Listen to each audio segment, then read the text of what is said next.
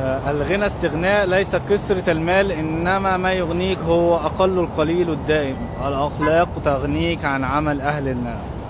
ده كلام منطقي وكلام مظبوط. لكن احنا بنتكلم هنا في ان الناس ازاي تستغل وقتها وشغلها في ان هي تعمل نتائج افضل، مش ان هي تفضل شغالة وبس، مش ان هي مجرد روبوت بيعمل تاسكات ليس اكتر.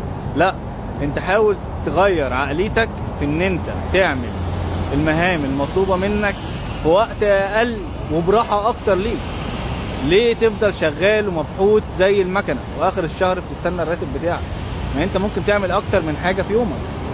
مش شرط ان انت راجل بتشتغل 8 او 9 ساعات فهو ده اللي هيوصلك للنجاح. مش شرط ان انت بتشتغل 24 ساعة برضو ده هيوصلك للنجاح. هي عقليتك هنا هي اللي بتحكم الموضوع نفسه. فانت لازم بكل الاونة وكل الاختيارات اللي قدامك ان انت تحاول تسعى في تطوير نفسك وتطوير ذاتك، وان انت كمان تقدر تطور من وقتك اليومي، مش مجرد وقت بتقضيه على السوشيال ميديا او اي كلام فاضي بعد الشغل وبس. هو ده المقصود.